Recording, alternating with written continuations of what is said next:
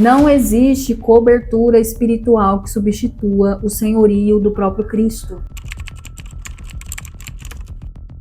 Quem diz que Deus está só dentro da igreja? Tem igreja que Deus está do lado de fora. Lá, como na igreja de Laodiceia, Jesus estava à porta do lado de fora. Deus rejeita a idolatria ao templo. A casa dele é o nosso coração. Aí vem a parte que ninguém fala.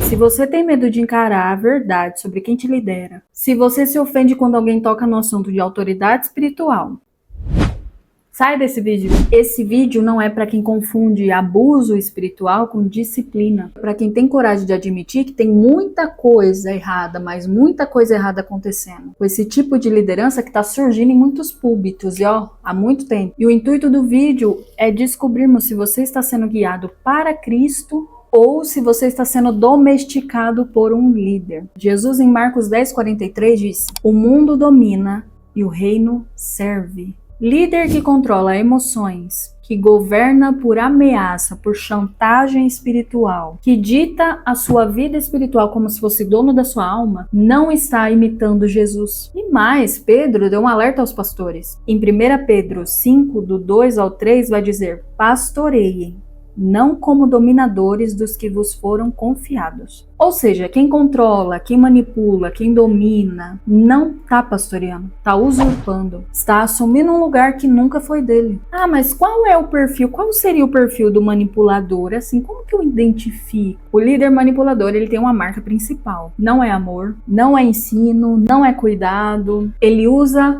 o medo. Quem nunca ouviu essa frase? Se você sair da minha igreja, Deus não vai te honrar. Se você não me ouvir, se você não seguir o que eu tô falando, você tá em rebeldia.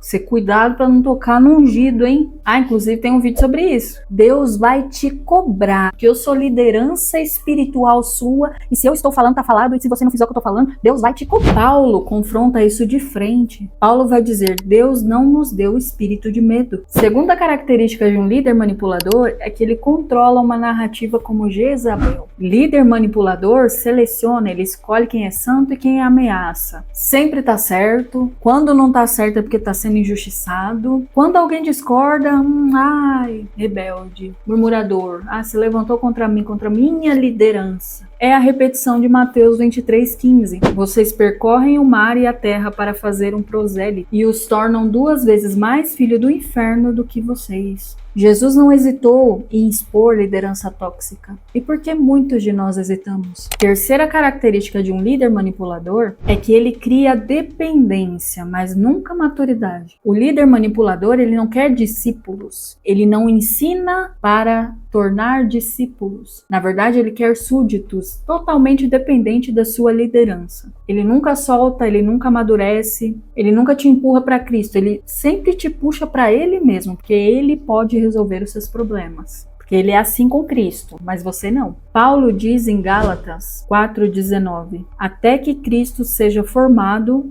em vós. Mas o manipulador quer que ele seja formado em você. Ou seja, você se pareça com ele no falar, no agir, no pensar. Porque ele é o homem de Deus. Você não. Teologicamente, ele chega a ser um blasfemador, porque ele, na cabeça dele, ele substitui o papel do Espírito Santo. Quarta característica de um líder manipulador, uma liderança tóxica, é que ele se esconde atrás de uma unção. Saul, o rei Saul, ele era ungido e tóxico. Em 1 Samuel 15, quando ele peca, quando ele erra, ele não se arrepende. Muito pelo contrário, ele vai pedir honra diante do povo. O líder manipulador, ele faz igual, ele erra, mas ele exige a admiração da igreja. Ele fere, ele sai machucando, ele sai ferindo, mas ele exige respeito. Ele te oprime, sabe? Te oprime, pressiona, mas ele requer submissão da sua parte. E é muito, muito típico de um líder tóxico usar a unção.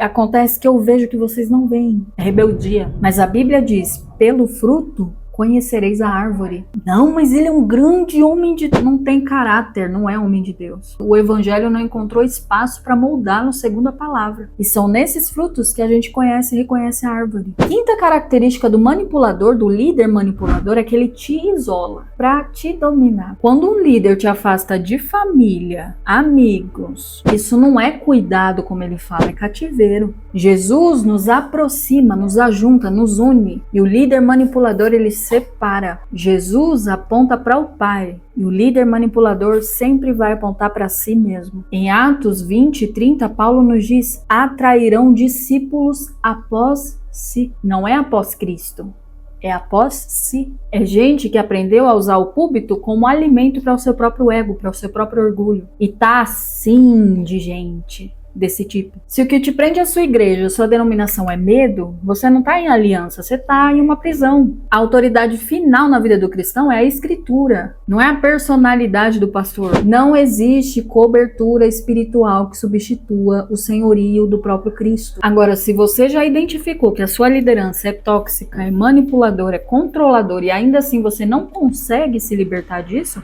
o problema não está no seu líder manipulador, está em você. Deus te deu discernimento, Deus te deu o Espírito Santo, Deus te deu a palavra. E se mesmo assim você escolhe, como nós vemos muitas pessoas, esse tipo de líder charlatão, arrastando multidões, são pessoas que a coleira não está mais no seu pescoço, mas está na sua alma. Em João 10, 11, Jesus vai dizer: eu sou o bom pastor. E o bom pastor dá a vida, se entrega pelas suas ovelhas. Nem existe pastor, não, essas coisas aí, ó, Deus não habita em templo feito pelas mãos dos homens.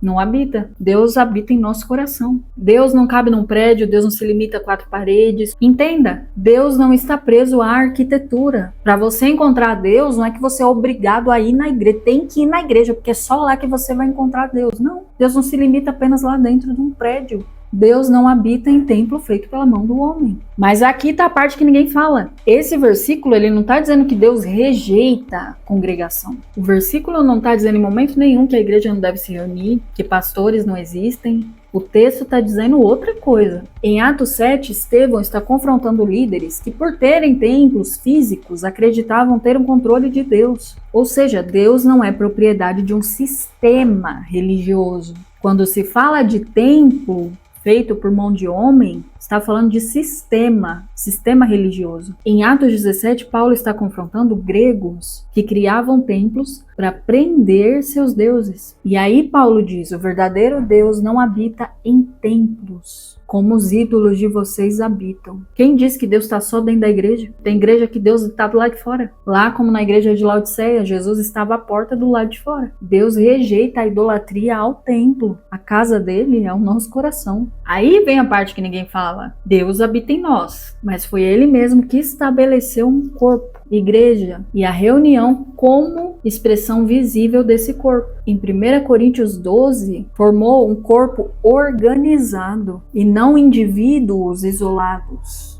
Deus não habita, não se limita e não se confina a prédios, a congregações, a 4 paredes. Se a palavra do Senhor fala sobre os falsos, é porque existem os verdadeiros. Só que muitos estão levando em consideração os falsos e aplicando seus traumas, as suas indignações, as suas revoltas, anulando os verdadeiros. Pastores comprometidos com Cristo não estão preocupados com o holofote, não estão preocupados com palco, não estão preocupados com cachê, não estão preocupados com visibilidade. Talvez seja por isso que seja tão difícil de se ver hoje em dia, porque a maioria está sim corrompida. E a nossa revolta, o nosso trauma, o nosso achismo não pode anular a vida desses pastores. Quem usa essa passagem de que Deus não habita em templo feito por mão humana para justificar desigrejamento, está fazendo exatamente o que esses manipuladores fazem. O problema nunca foi templo, 4 paredes. O problema é esse sistema religioso podre que se infiltrou nas igrejas, que ninguém mais questiona. Esse é o problema.